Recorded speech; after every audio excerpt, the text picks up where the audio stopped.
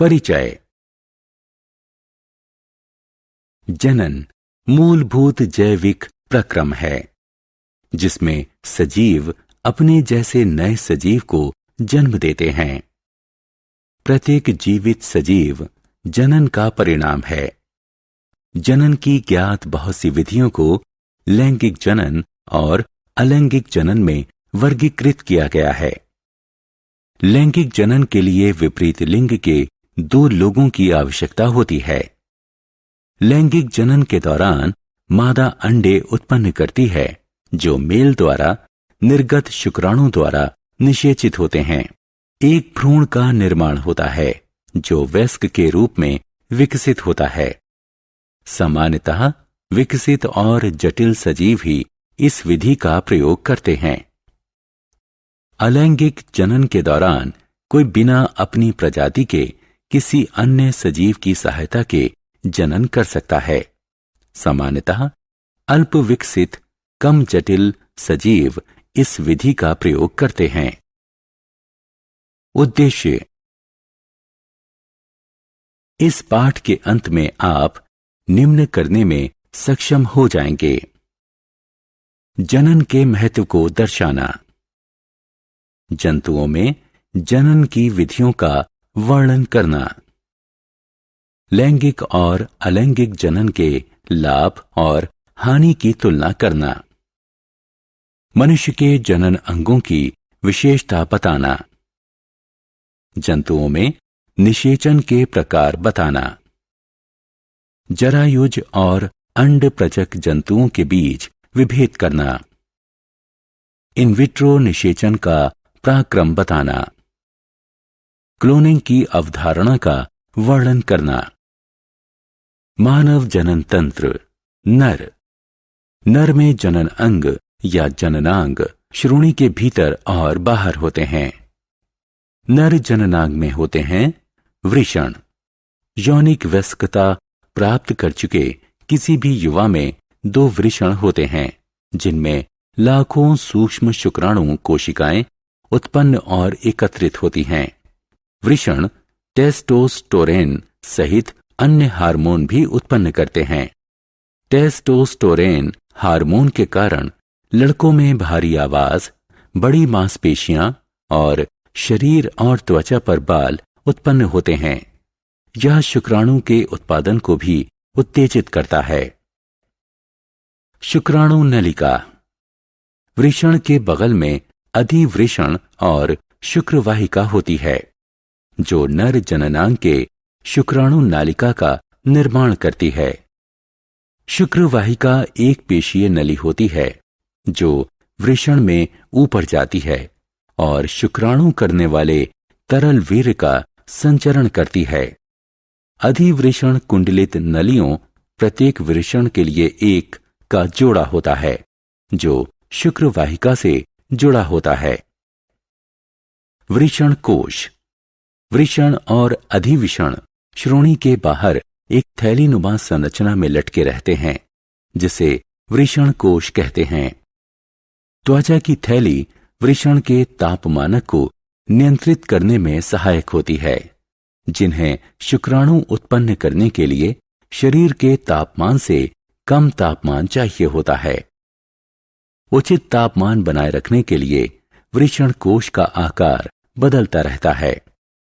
जब शरीर ठंडा होता है तो शरीर के ताप में बने रहने के लिए वृषण कोश सिकुड़कर कड़ा हो जाता है।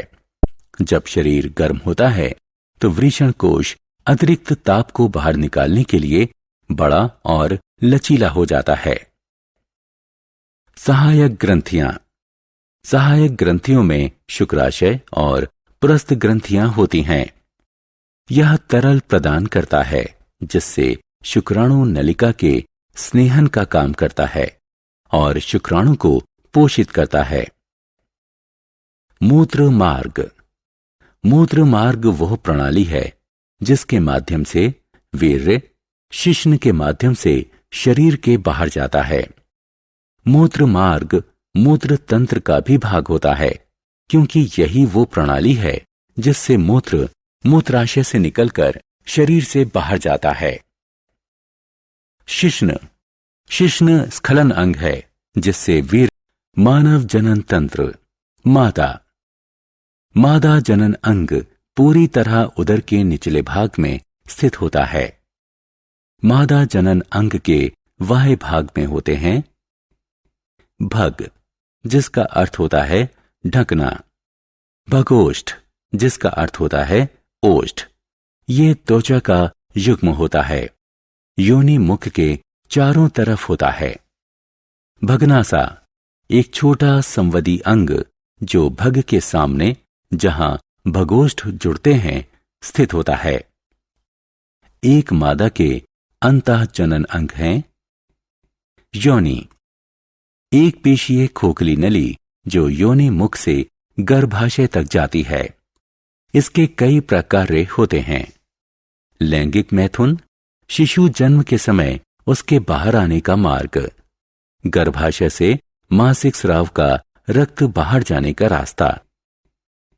गर्भाशय ग्रीवा, यह योनि को गर्भाशय या बच्चादानी से जोड़ती है। गर्भाशय की दीवारें मोटी और मजबूत होती हैं। गर्भाशय ग्रीवा का मुख बहुत छोटा होता है। बच्चे के जन्म के समय गर्भाशय ग्रीवा बच्चे के निकलने देने के लिए फैल जाती है। गर्भाशय, इसका आकार उल्टी रखी हुई नाशपाती की तरह होता है, जिस पर एक मोटी रेखा और पेशीय भित्ति होती है, जिसमें मादा शरीर की सबसे मजबूत पेशियां होती हैं। ये पेशियां विकसित होते भ्रूण को रखने के लिए फैलती और सिकुड़ती हैं और प्रसव के समय ये बच्चे को बाहर धकेलने में सहायता करती हैं। अंडवाहिनियां, इनकी संख्या 2 होती है। ये गर्भाशय के दोनों तरफ जुड़ी होती हैं। प्रत्येक नलिका का एक छोटा रास्ता होता है और नलिका के दूसरे सिरे पर एक झालर वाला क्षेत्र होता है जो कीप की तरह दिखता है। अंडाशय, 2 अंडाकार अंग जो गर्भाशय के ऊपरी दाएं भाग और बाएं भाग पर स्थित होता है। ये अंडों का उत्पादन, संग्रहण और अंडवाहिनियों में निस्तारण करते हैं। इस प्रक्रिया को अंडोत्सर्ग कहते हैं। मानव जनन, निषेचन। निषेचन नए सजीव के उत्पत्ति के लिए होने वाला नर युग्मक और मादा युग्मक का मिश्रण है। जंतुओं में इस प्रक्रम में एक शुक्राणु एक अंडाणु से मिलकर एक युग्मनज बनाते हैं। निषेचन के प्रकार, कुछ जंतु प्रजातियों में यह प्रक्रम मादा के शरीर के भीतर ही होता है। इसे आंतरिक निषेचन कहते हैं। उदाहरण मनुष्य। कुछ जंतु प्रजातियों में यह प्रक्रम मादा शरीर के बाहर होता है। उसे बाह्य निषेचन कहते हैं। उदाहरण मछली और मेंढक। मानव जनन, भ्रूण का विकास। निषेचन के परिणाम स्वरूप युग्मनज का निर्माण होता है। यह माता पिता की आनुवांशिक सूचनाओं का वहन करता है। यह एक कोशिक युग्मनज लगातार विभाजित होता है और एक भ्रूण के रूप में विकसित होता है। भ्रूण की विकसित अवस्था को गर्भ कहते हैं। मनुष्य में गर्भावस्था निषेचन के 8 हफ्ते बाद शुरू होती है, जब प्रमुख संरचनाएं और अंगों का निर्माण हो चुका होता है। जरायुज एवं अंड प्रजक जंतु। निषेचन के समान भ्रूण का विकास भी माता पिता के शरीर के बाहर या अंदर हो सकता है। इसी के अनुसार उन्हें जरायुज और अंड प्रजक के रूप में वर्गीकृत किया जाता है। जरायुज जंतु वो जंतु होते हैं जिनमें भ्रूण एक अंडे से नहीं बल्कि पूरी तरह से मां के भीतर विकसित होता है। जरायुज शिशु स्वतंत्र रूप से जीते हैं और उन्हें जन्म से ही बाहरी आहार की जरूरत होती है। लगभग सभी स्तनपायियों, बहुत से सरीसृपों और कुछ मछलियों में जनन की यह विधि है। अंड प्रजक जंतु अंडे देते हैं। इसका अर्थ हुआ कि मां के भीतर भ्रूण का मामूली या कोई विकास नहीं होता है। यह कई जंतुओं, पक्षियों, उभयचरों, ज्यादातर कीटों, बहुत से सरीसृपों और मछलियों की जनन विधि है। नवजात शिशु का विकास। जन्म के बाद या अंडे से बाहर आने के बाद सभी जंतुओं का विकास एक समान नहीं होता। इसके अनुसार इसे प्रत्यक्ष और अप्रत्यक्ष विकास में वर्गीकृत किया जाता है। प्रत्यक्ष विकास।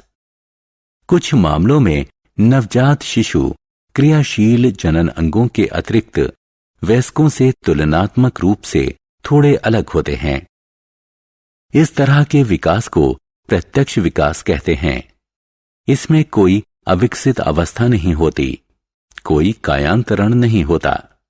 हालांकि प्रत्यक्ष विकास का यह अर्थ कदापि नहीं है कि जन्म होने से वयस्क होने तक कोई परिवर्तन ही नहीं होता। मनुष्य इस तरह के विकास का ठेठ उदाहरण है। अप्रत्यक्ष विकास। कई मामलों में नवजात बच्चे अपने माता पिता की तरह नहीं होते। वयस्क होने के लिए उन्हें लंबी प्रक्रिया से गुजरना होता है। इनके विभिन्न चरणों का अनुक्रम कायांतरण कहलाता है। उभयचर और कुछ कीट इस प्रकार के विकास के ठेठ उदाहरण हैं। अलैंगिक जनन प्रकार। मुकुलन। यह सबसे प्राथमिक तरह के जंतुओं जैसे हाइड्रा के जनन की विधि है। इस विधि में नए जीव का जन्म जनक के शरीर से मुकुल के रूप में होता है, विकसित होता है और अंततः जनक से अलग होकर एक नया जीव बन जाता है। द्विखंडन। यह अलैंगिक जनन की एक अन्य विधि है जो एक कोशिक जीवों जैसे अमीबा, पैरामीशियम इत्यादि में पाई जाती है। इसमें जनक या सजीव की कोशिका के केंद्रक के दो भागों में विभाजन से जनन क्रिया प्रारंभ होती है। इसके बाद कोशिका द्रव्य का विभाजन होता है। परिणाम स्वरूप दो संतति कोशिका या सजीव का निर्माण होता है। इन मुख्य विधियों के अतिरिक्त जंतु कुछ अन्य विधियों से भी जनन करते हैं, जैसे पुनरुत्पादन विधि, बहुखंडन विधि इत्यादि। जनन की कृत्रिम विधियां। इन विट्रो निषेचन। परख नली शिशु उन शिशुओं को कहा जाता है जो महिला के शरीर से बाहर निषेचित होते हैं। इस प्रक्रम को इन विट्रो यानी शरीर से बाहर निषेचन कहते हैं। पिता के शुक्राणु के साथ माता के अंडाशय के अंडे का निषेचन होता है। निषेचन के पश्चात प्रारंभिक भ्रूण को 2-4 बार विभाजित होने दिया जाता है। फिर उसके बाद माता के गर्भाशय में रखा जाता है, जिससे उनका स्वाभाविक विकास हो सके। यह प्रक्रम विभिन्न कृत्रिम जनन तकनीकों यानी ART में से एक है। इसका प्रयोग तब किया जाता है जब माता पिता या दोनों की प्रजनन संबंधी कमी के कारण माता अन्य प्रकार से गर्भधारण में असमर्थ रही हो। क्लोनिंग। किसी जनक की एक कोशिका से आनुवांशिक रूप से समान संपूर्ण जीव को कृत्रिम रूप से उत्पन्न करने की प्रक्रिया क्लोनिंग कहलाती है। इसका अर्थ है कि क्लोन से तैयार जीव अपने जनक से हर रूप में बिल्कुल समान होता है। क्लोनिंग प्रकृति में अक्सर होती है। कुछ जीवों में अलैंगिक जनन और एक निषेचित अंडे से जुड़वां का विकास क्लोनिंग का उदाहरण है। जीव विज्ञान के विकास के साथ अब क्लोनिंग की प्रक्रिया को कृत्रिम रूप से संभव किया जा सकता है। किसी भ्रूण कोशिका से DNA नाभिक निकाल लिया जाता है और अनिषेचित अंडे में आरोपित कर दिया जाता है। उसमें स्थित नाभिक पहले ही निकाल दिया जाता है। निषेचन की प्रक्रिया को बिजली के झटके या रासायनिक उपचार विधि से उत्तेजित किया जाता है। इस कृत्रिम प्रेरित योग विधि से उत्पन्न कोशिका का ग्रहणकर्ता माता में आरोपित कर दिया जाता है। क्लोनिंग द्वारा विकसित जीव आनुवंशिक रूप से बिल्कुल अपने जनक के मूल कोशिका की आनुवंशिक संरचना के समान होता है। डॉली के बाद से गैर भ्रूण कोशिका से भी क्लोन तैयार करना संभव हो गया है। सारांश। आइए हमने जो कुछ सीखा है उसे संक्षेप में दोहराएं। जनन वह जैविक प्रक्रिया है जिससे जीव अपनी संतति को आगे बढ़ाते हैं।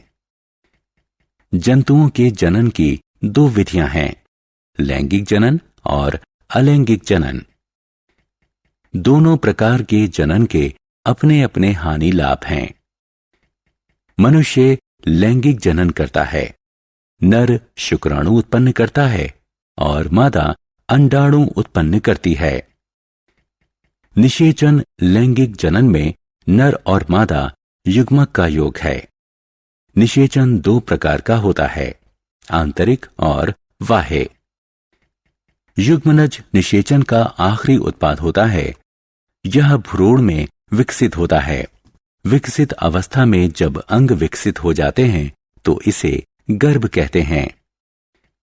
भ्रूण का विकास मादा के शरीर के बाहर या भीतर हो सकता है। इसके अनुसार उन्हें जरायुज और अंडप्रजक के रूप में वर्गीकृत किया जाता है। जरायुज जीव वयस्क में सीधे सीधे विकसित हो सकते हैं या वयस्क होने से पहले कुछ प्रारंभिक चरणों से होकर गुजर सकते हैं। अलैंगिक जनन ज्यादातर छोटे जीवों में पाया जाता है। इसके कई प्रकार हैं, मुकुलन, विखंडन, अंकुरण, पुनरुत्पादन इनमें से कुछ हैं।